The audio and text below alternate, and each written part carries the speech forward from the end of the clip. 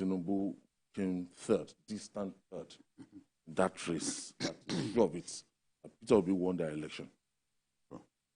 It's not the only one who thinks that Peter Obi won the election.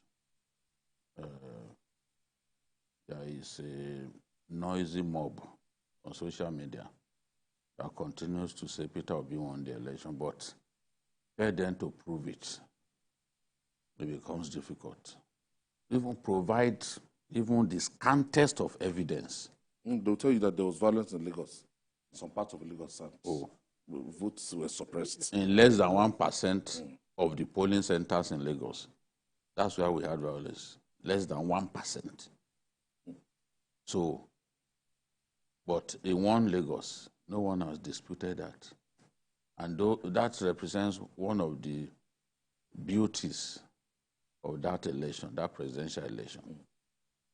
That you could come to Lagos here and defeat Bola Ahmed Tinubu, who was governor for 8 years, who has been the godfather of Lagos politics, you know, since he inherited the AD. Since he inherited the AD, he had been the godfather, the controller of politics here, the person who holds the lever of power in Lagos. So if you could come here and defeat him, and it didn't lead to violence, you won, and people went to their homes quietly.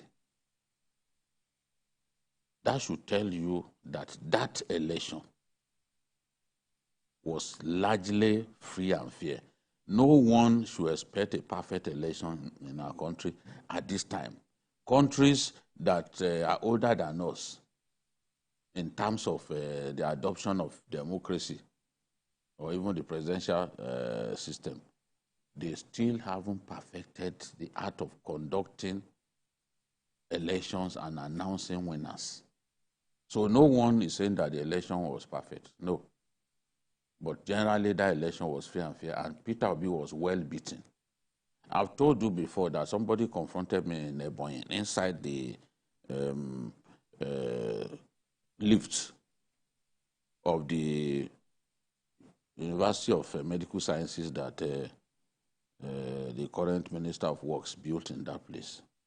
And he said, it seems you don't like my man. I said, who is your man? He said, Peter Obi. I said, before the election, I was one of the people, through my program on YouTube, Issues with Jide, who are actually promoting Peter Obi. Everything he said, we magnified.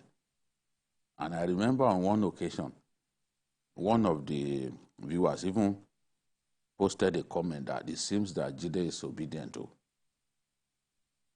Ibrahim Shita can recall this. But the moment he lost and we said, yes, he lost, we became their enemy, you know?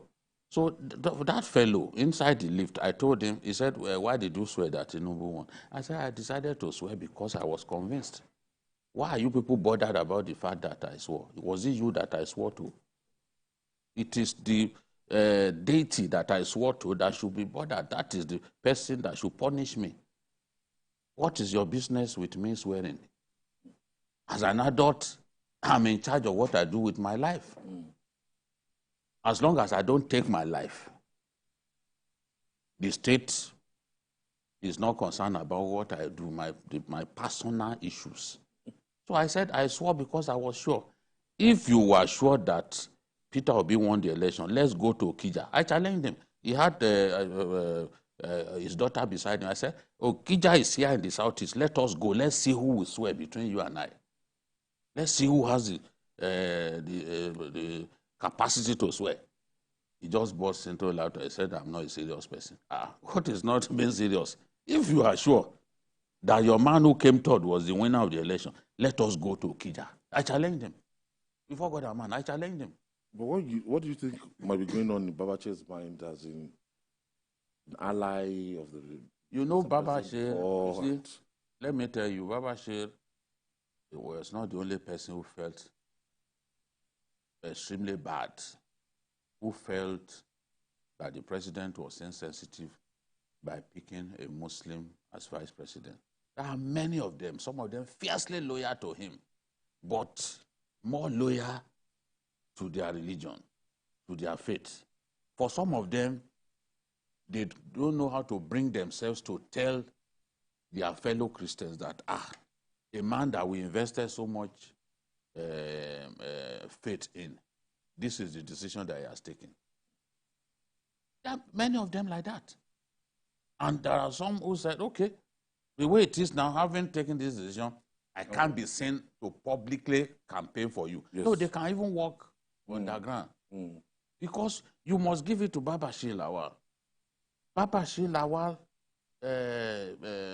James Abiodun Faleke, Dayo Adeyeye, at a point when people never believed that Tinubu can win an election. Yes. They were amongst the first to say, not all these people that are remember, now. look, the people that were at the forefront. I could tell you some of their very first events, live events in Abuja, because I was involved in getting them to put their event on air. I know the people called me, the people that I had conversation with. That's why, for me, what Babashir did, well, it was, for a man that old, is in charge of his actions. He's responsible for whatever decision that he takes, whether it's politically suicidal or not. But it pains me as a person to see that, to know that very early in the day, he fought for this man. He wanted this man to contest. He wanted this man to win. But the moment he chose a Muslim, that was the turning point. It's the same thing with Elisha Abo. Elisha Abo loved the president, but he could also not bear with the fact that it was a Muslim that was picked as vice presidential, his running mate. So Babashir's frustration, being a pastor himself, stemmed from the fact that of all the people around, Asiwaju could not pick a Christian. But his explanation is clear. As a Muslim, he represents, is a minority in southern Nigeria. It's a Christian? Yes. As a Muslim, try to understand what I'm saying. As a Muslim, is a minority in southern Nigeria. Because when we're talking about southern Nigeria, we're talking about southeast. It is in the southwest where you have a fair number of Muslims. That one is a fact. We cannot, no one can argue about that. So Tinubu felt that, look, as a minority in terms of religion in the south, that it will make no sense for him to go to the north and also pick another minority in terms of religion. Because so he knew that minority versus minority working together, that they would not win. People should ask, why did Abiola also pick Kingibe at that time? It's the same logic, it's the same political principle that went into the choice of Kingibe. Forget about what people are saying now. People like Atiku saying, no, I didn't like Muslim. Meanwhile, if Abiola had picked him then as his running mate, he would have jubilated.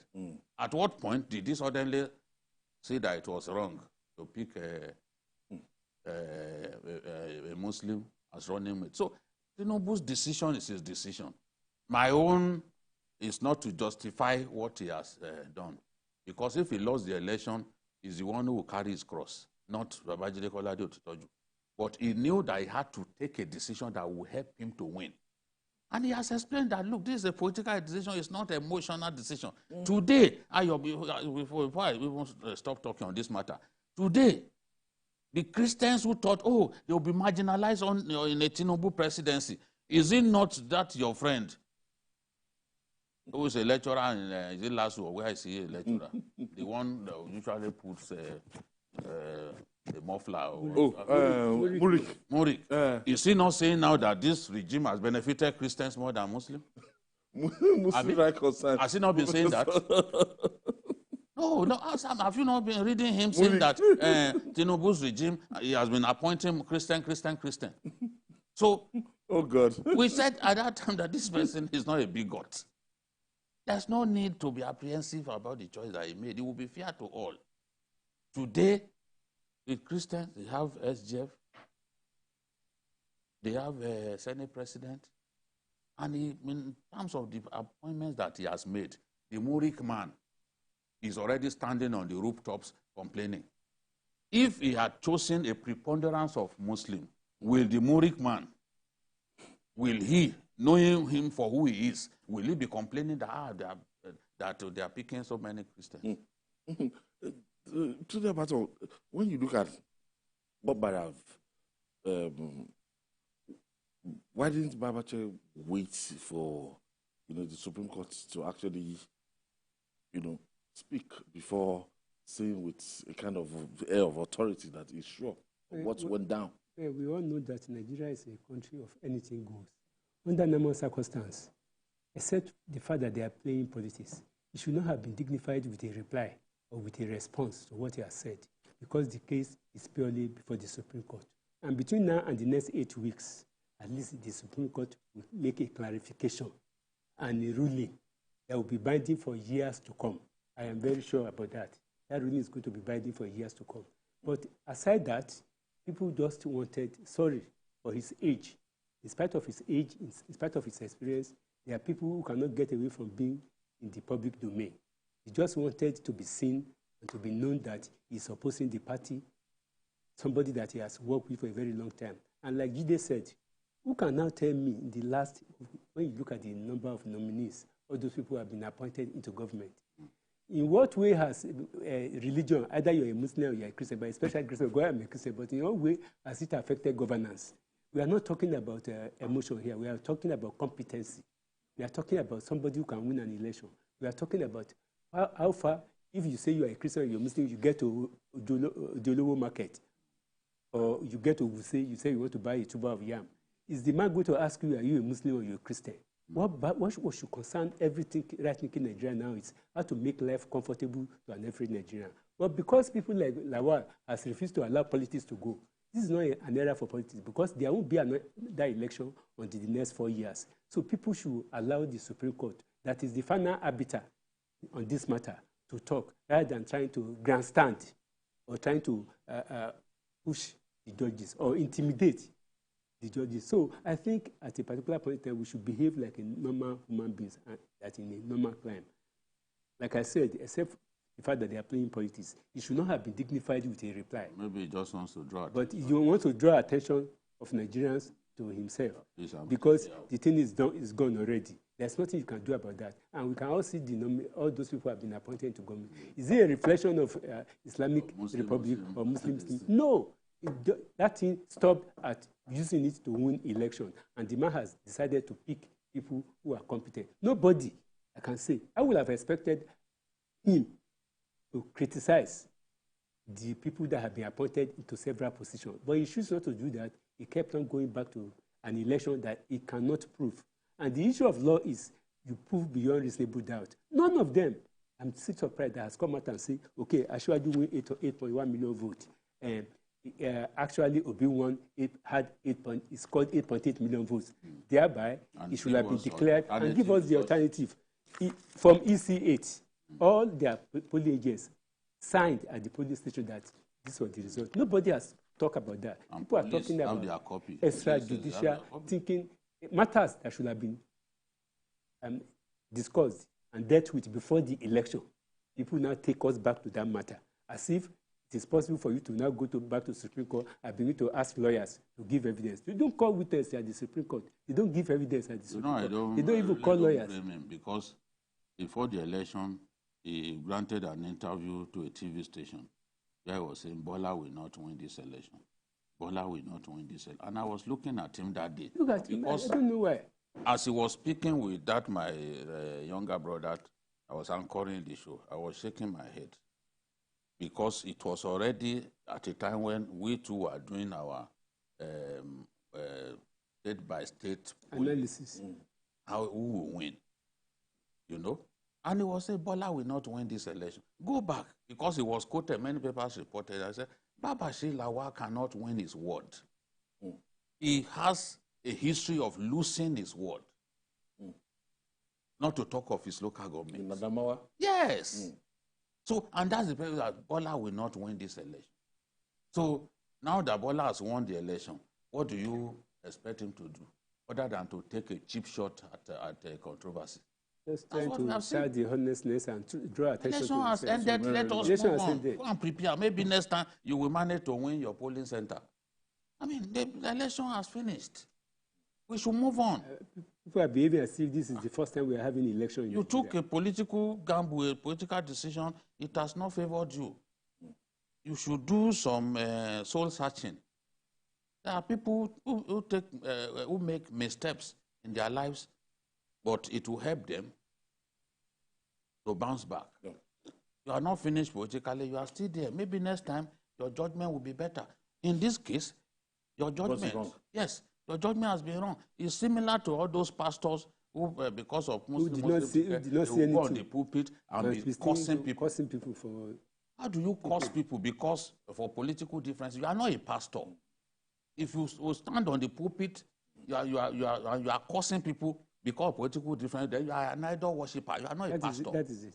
You are not a pastor. Don't parade yourself as a pastor, because before me you are just as tiny as a mustard seed. Even the mustard seed is even better than them, because mustard seed will germinate and okay now. You are taking it to another level. Moving on now. The quest by Governor Babagana Zulum to bring sanity to Borno State and keep the people more secure continues. In this regard, Governor Zulum ordered demolition of brothels and other black spots in Maiduguri, the state capital, within 72 hours. The governor gave the directive during a visit to Banye quarters, a settlement around railway staff quarters believed to be harboring criminals, prostitutes, and illicit drug traders. I don't know this place. And in Maiduguri, upon what they're facing, so looking at not allowing hoodlums and prostitutes. Honestly, I can understand why the governor has chosen to take this decision. Some time ago, the story of underage prostitutes in Borno State became kind of rife in our country. I won't say gone viral. People are talking about that. How come it's Borno State that will have underage prostitutes? For such a problem. Borno was not known for this sort of thing. Borno has always been a center of Islamic knowledge. So, and the people were not known for some of the things that we are seeing now. As far as the governor is concerned, illicit drug use is prevalent in that Bayan quarters, which means the back of quarters, and some parts of the metropolis. So he's trying to see what he can do to stem the tide of crime. Look at what happened yesterday. The wife of a House of Assembly member in the state, the husband went to pray, his Asri prayers. Before the husband came back, the woman had been strangulated. In broad daylight, around 6:30. You know? So it means that there is excessive use of illicit drugs. It's prevalent now in the state capital. There is a lot of crime. Unlike before, criminal activities are on the rise. So he thinks that, well, this is where these people gather. And it's true. When you go to the front of protest, you see the kind of people.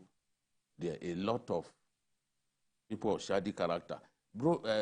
Prostitutes are even known to keep robbers in their rooms.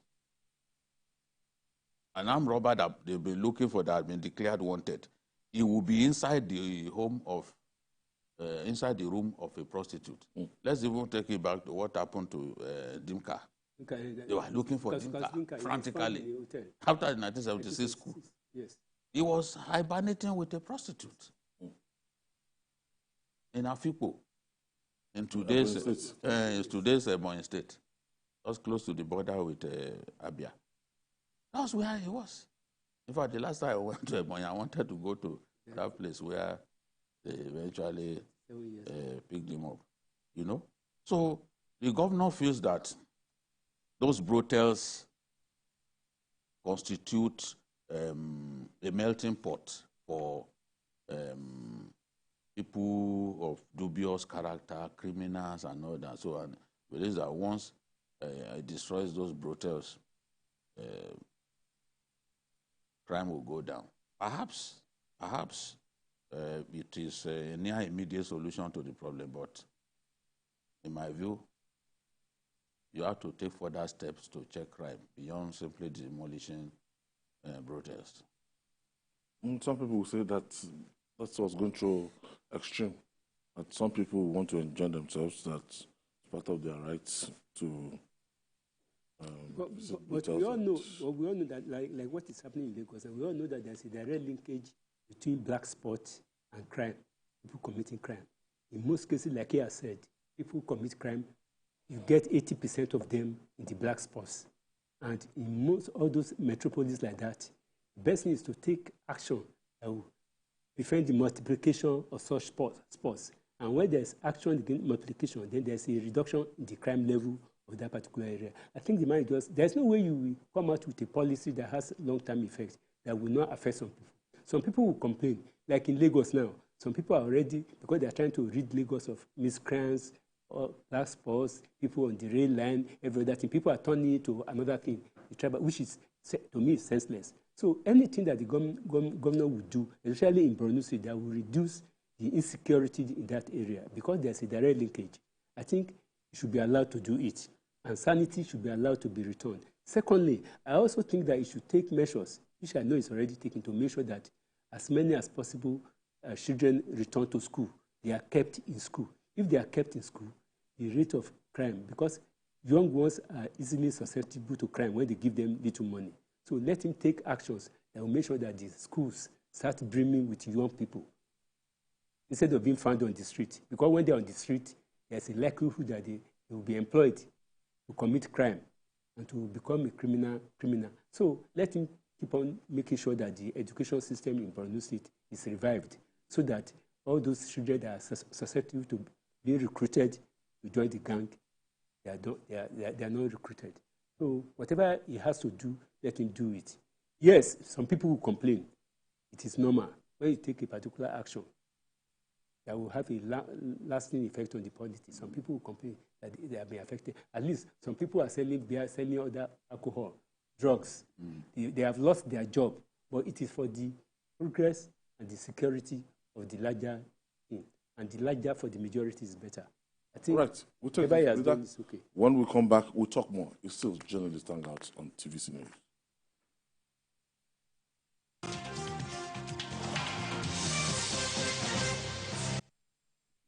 Home from work, in the busy traffic, your car breaks down.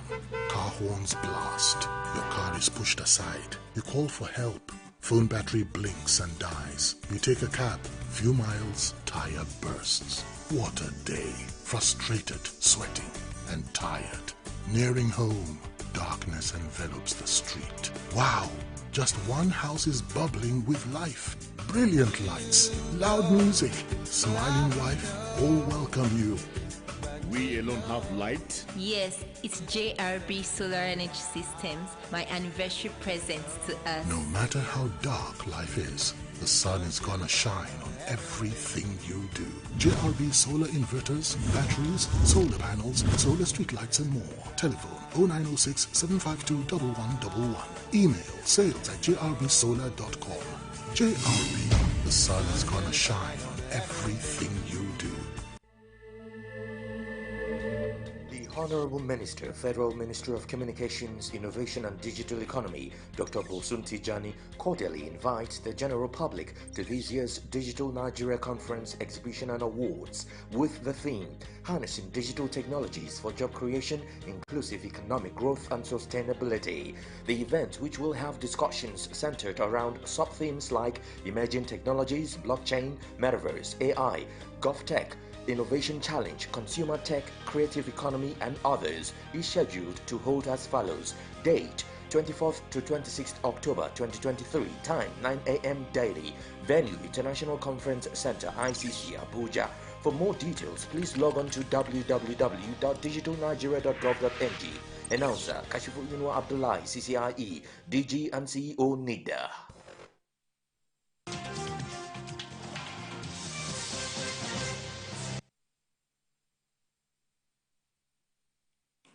Thank you for staying with us.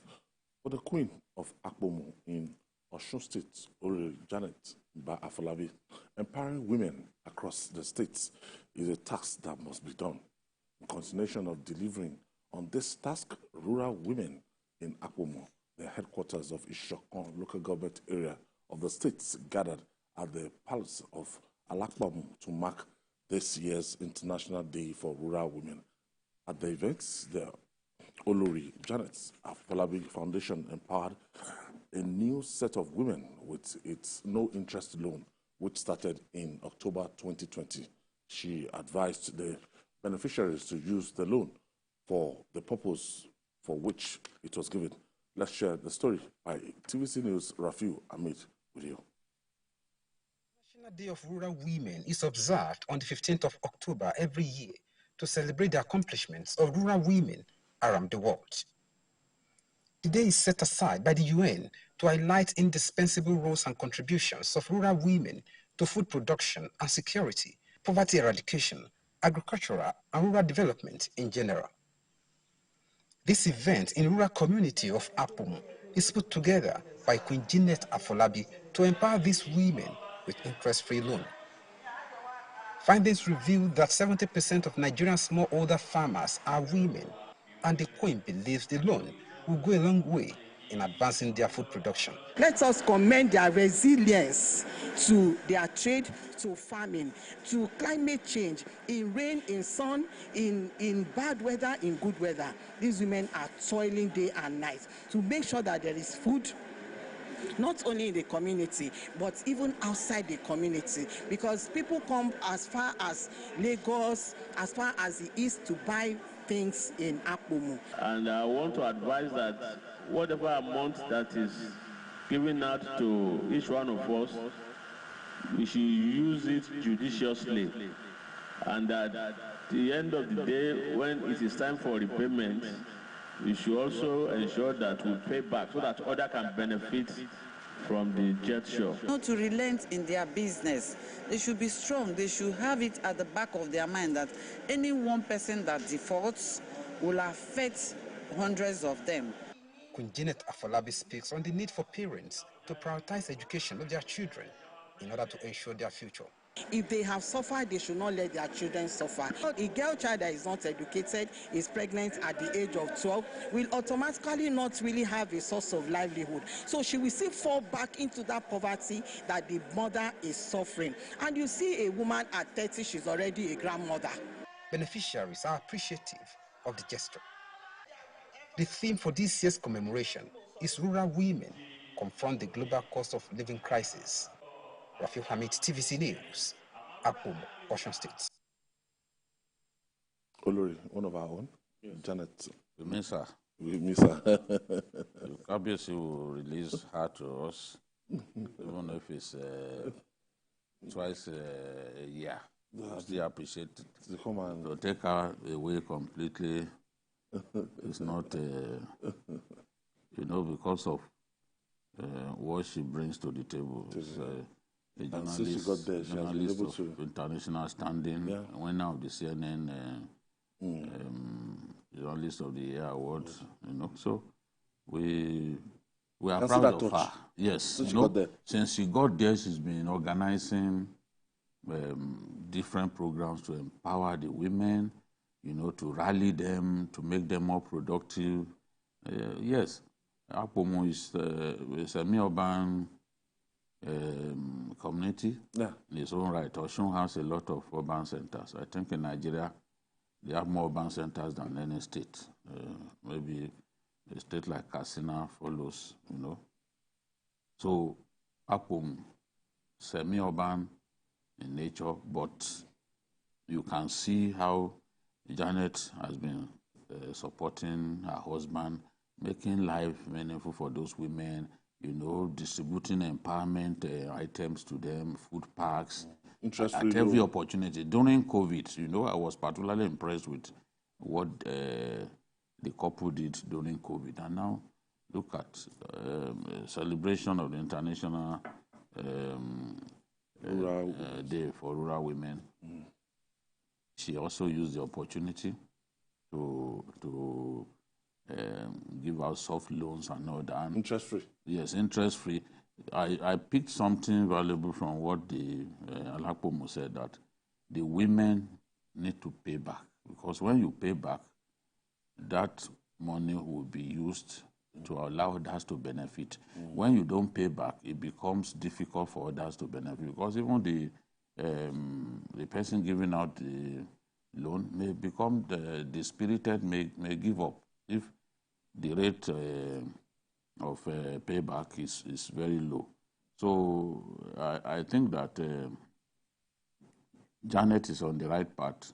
We can only encourage her. I like what the governor's wife said about her. If you read some of the accounts in the newspapers, the governor's wife was full of praise for her efforts, and this is what we want to see. Wherever you find yourself, make an impact. And making an impact is not about making noise. It's not about drawing needless attention to yourself. It's not about taking cheap shot at controversy. Make an impact. The people will see that, yes, you are a difference maker. That is what we want to see. That's what we want to see. It's been like this from time since you started. Tony?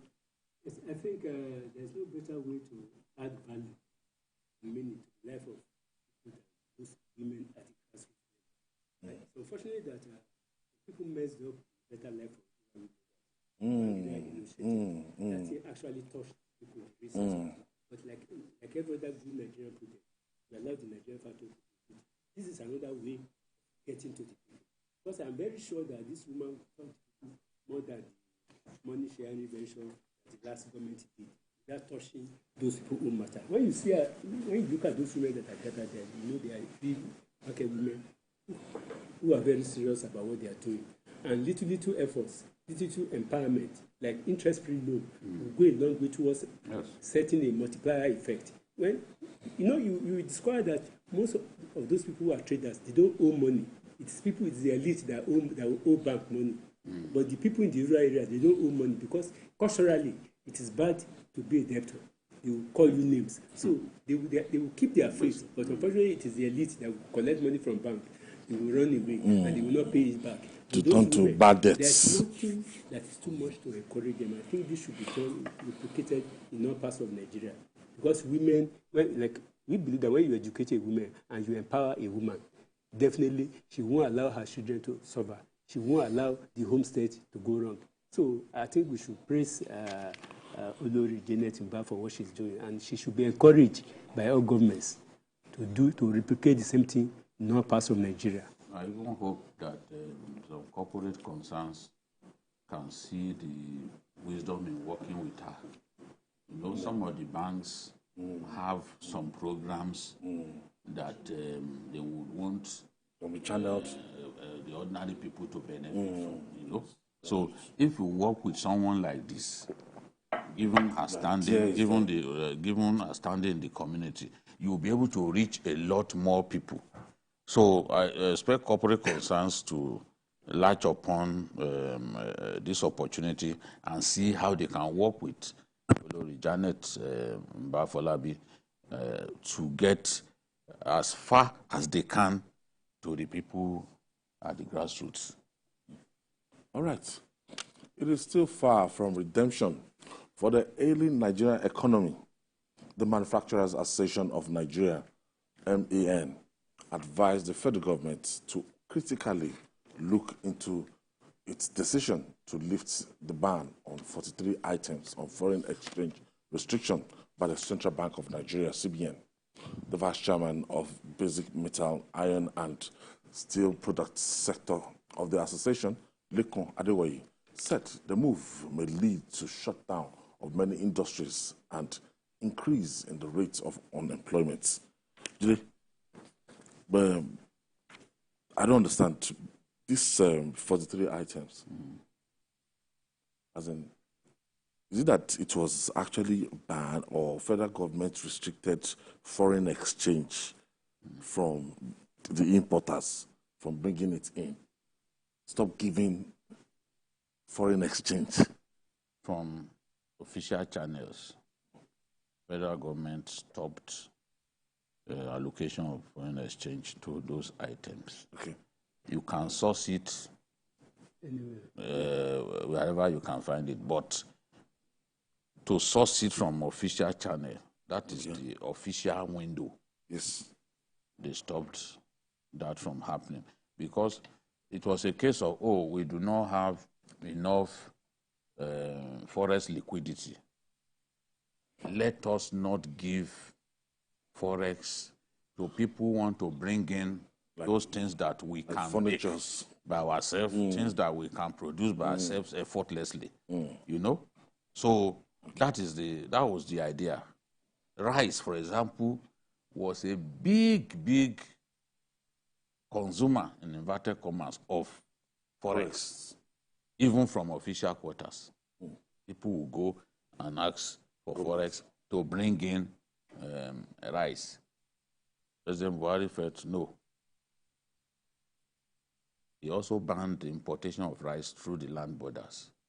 His desire was to see us eat what we grow. And I bet the evolution of rice production in our country that went up during the Jonathan years when many integrated rice mills came on stream. It continued under Buhari because of that policy. And we had a lot of people coming into rice production.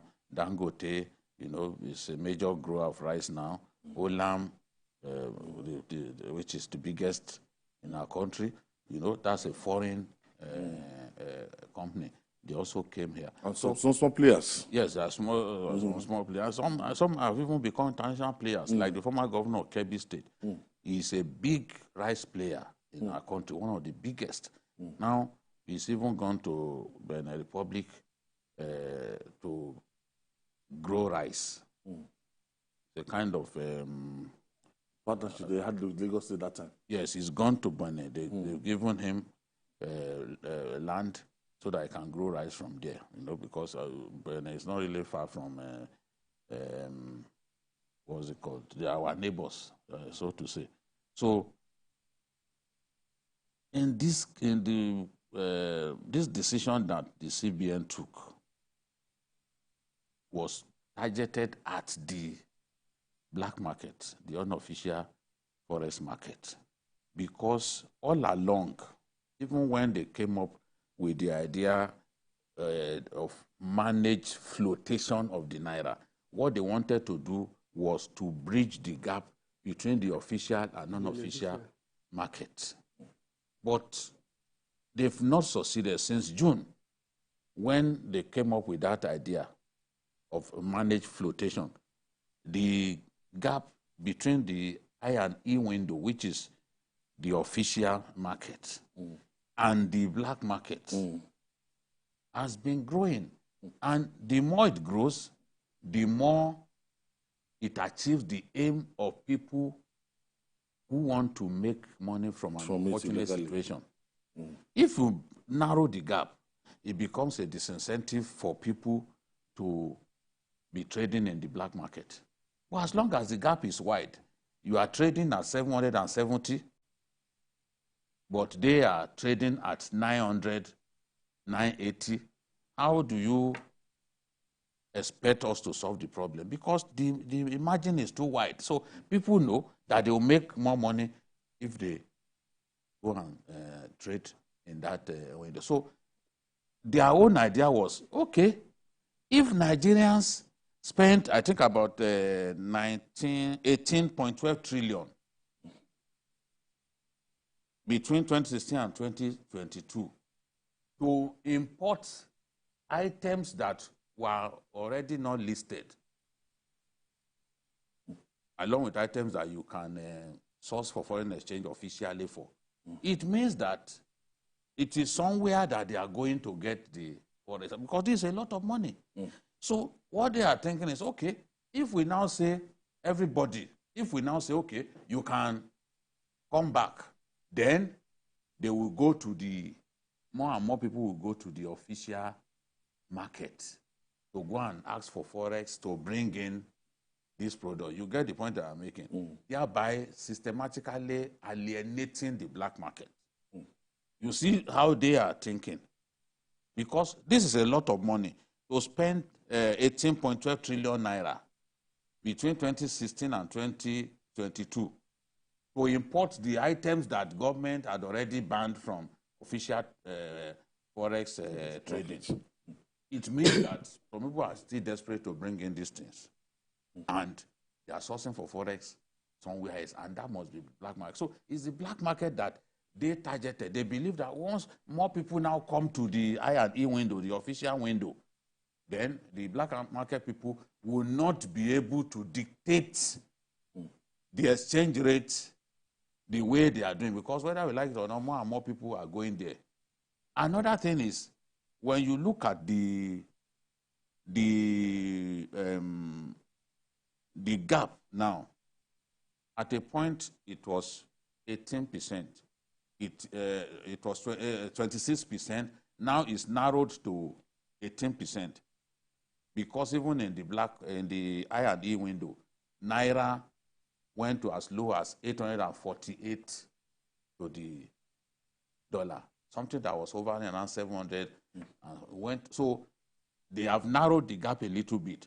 But the people outside Nigeria, these diaspora people making remittances, as long as they see that this gap is this wide, they will continue to see the I&E window as an artificial market. So they will not make remittances through official channel.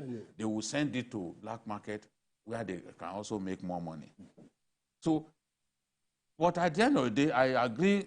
In fact, when they took this decision, I said, this thing will hurt businesses, because whether we like it or not, how do we tell people now who are producing toothpick that, okay, other people are allowed to bring in toothpick? It will lead to unemployment, because they won't be able to compete against the imported items. Because the imported items will probably come cheaper, most likely come cheaper and finer.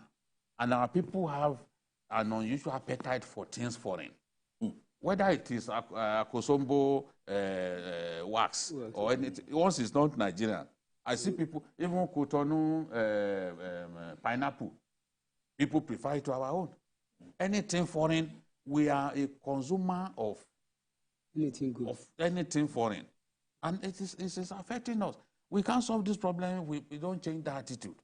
People must learn to embrace things Nigerian, and we must produce. There's no, if we don't produce for export, we won't earn more. CBN is promising, we are going to increase liquidity in that market. We will intervene when it is necessary.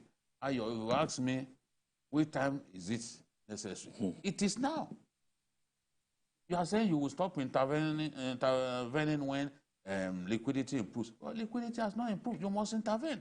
We can't allow it to go on like this. If it goes 848 in the official market, and the other people, they even went as far as 1,090. So this is a problem that needs urgent attention. Whatever, they have to put on their thinking caps and find a solution. All the attempts to solve the problem so far, in my view, have not yielded dividends. Now, Lekwande is saying that the move may lead to shutdown of many industries and increase the rate of unemployment. Well, I think the basic thing now is that, like he said, the issue of patriotism has to come in. Why am I saying this? The federal government through Buhari, they floated a lot of programs like the Anchor Borrowers Program. A lot of farmers that were giving loans to go through NISRA to go and produce rice. That used to be one of the food that we don't normally take. But in the last 20 years, rice has become the staple food. And Lagos State just opened the biggest rice mill in West Africa, the Mota rice mill. So you will expect that the price of rice will come down. But what I've discovered, why I'm talking about patriotism is that you will also discover that it is not impossible that most of the rice that are being produced in Nigeria and some other things finding their way back to our neighboring countries and now bring it back. In 1996, I was involved in a documentary. We went to one sugar company, which I will not name, at Ijoko. And we now asked, we became friendly with them. Likely to know it now by mentioning the location. Yes. If they have many. Yes, that we now discovered that. We now ask them, how come we are not getting this your salt in the market? Anywhere in Lagos, everywhere you flood the market. We now discovered that when the people who come and buy the salt in bulk, take it to Republic of Benin, Cotonou, rebag it and put foreign label on it and bring it back to Lagos, and people will start buying it. That if they don't do that, they will not be in market. And they are producing in Nigeria, using water in Nigeria, employing people in Nigeria. At the end of the day, who do you blame? Do you blame government? No, you also blame Nigerians' appetite for wanting, like you said, anything foreign. I think something has to be done. In other words, yes, the central bank, they are trying to be technical in the way they do this thing. But the ordinary man who is employed by a local rice farmer in Nigeria or by a local tomato puree company producing things that has been retrenched, because whether you like it or not, if people are allowed to go and source their money from the open market, they will bring in cheaper goods that are seen to be better. And because of our legendary appetite for anything foreign, those industries may die. Government has to do something to encourage them. At the same time, those industries too have to do something to make sure that they make their products available in the market. Because if it is not available, you take it back to Cotonou and bring it back to Nigeria. You are not helping Nigeria. So patriotism too has to be on the part of our local manufacturing concerns to do things that are good. And another thing is that I fail to mention is that I think our standard organization, they should do more. Because this thing will also encourage people to go to China and all these people and go and bring fake products to us, substandard products to us, whether you like it or not, through the system we have at our ports, it will get back here. So that one too can also kill local industry. So the government does have to put their thinking cap and find a way of making sure that all these local industries survive. While the promoters of those industries too have to make sure that they don't play upon the intelligence of Nigerians, take Nigerians for granted. I don't know the reason. There's no reason on that why a bag of rice should be 52,000. There's no reason for it. For a bag of rice. You said something now and people, some people alluded to it yesterday. It seems that the way the finance ministry and CBN, the way their policy so far, has been this knee-jerk approach. It has not, like try by error. They've not really, defined what the outlook of this economy will be like. Well, I have a lot of pity for them. When the president came with the idea of this managed flotation of the currency, I read a lot of articles from foreign media. They said that the government will come under serious pressure to reverse this because it will be painful. But that if Nigerians can hang on, the dividends will come later. They already said that. I'm sure if you Google, you see some reports by Reuters. They said that in the past, efforts were even made to institute some of these policies, but the political will was not there. Why, for example, didn't President Buhari remove subsidy? He had to stop. Push the can down the road. He pushed the can down the road. He was not prepared. He was the only person in the room who did not want it removed. You remember the interview we had with El-Rufai? He said that we told the president to remove it. He refused. Everybody agreed that I should go, but the president said no. It was because of this pain. Now we know the reason. Yes, he didn't want to see it happen. Excruciating pain. Yes, he didn't want to see it happen in his time. Now, it's not... Some countries of the world have done this, but they also went through pain. It takes... You remember Bismarck Rewane said, until the end of the first quarter of next year, we won't begin to see the gains. Yes. You know? So, and what he said, I took it seriously. He said, well, perhaps this man must have meant what he said. So, in my view, it's not a knee-jerk approach. It's an attempt to manage the situation. Look at okay, you've not solved the problem of dollar illiquidity when you said, okay, you remove subsidy. Now, the value of the naira is affecting those who are bringing in products. You know, we said we are trying to open, let people bring in product. Many people jumped in. But today, those who jumped in, they can't afford to continue. Because how do you do it? We are back now to NNPC being the sole importer. Yeah. Because they won't be able to find the forex to bring this thing in. Can't get it. Forex illiquidity has worsened between that time, between June and now. So NNPC is back to sole importation again because they can access forex easier than the ordinary marketers. And if you were to leave it to market forces, today the cost of petrol per liter will be much higher than what we have now because it went up in the international market again. It's a very volatile product. It's not like gold, for example, that gold, the price is stable. Look at South Africa. That's why South Africans, they don't have all this volatility that we have in the petrol. Yes, they don't have it because their main product, gold, diamond, the price is stable. You can plan. You can plan. You can plan with this one. Tomorrow, okay, maybe they killed the Israeli prime minister, God forbid. You see that it will affect, or maybe something, Iran does something silly. You see price of oil. Saudi Arabia could say, okay, because Saudi Arabia, they are the market leaders. They could say, okay, we are causing this problem. Suddenly it will go up. How do you then expect Nigerians, every time it goes up like that, for them to go and buy at the prevailing price? That's why the president wisely, through the NNPC DG, said, we are not increasing fuel prices anymore. Because any attempt to do it will be met with the extreme anger of Nigerians. This is the truth. Petrol, as I've said in the past, is a security product. And it's something that you must handle with care.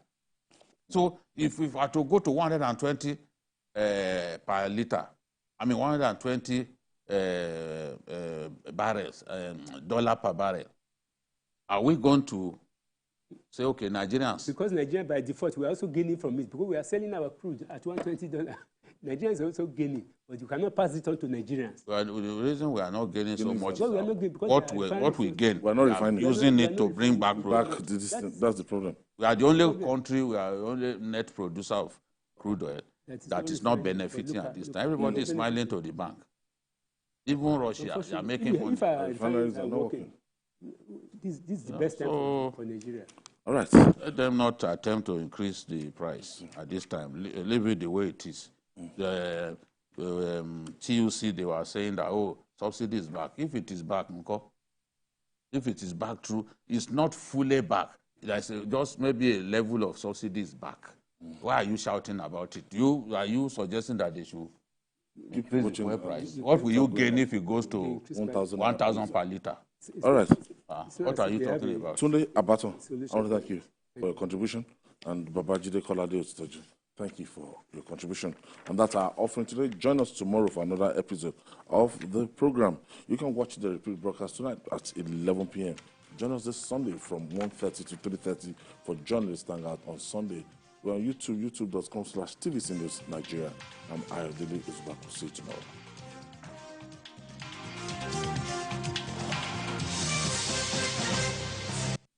Africa's creative market is here again. Yes, the biggest gathering of African and international creative industry professionals is back. First in Lagos, November 2023, and in Dubai, March 2024. Come join thousands of creative professionals as they gather with their counterparts for trainings, workshops, masterclasses, conferences, fashion shows, networking, and a mega music concert.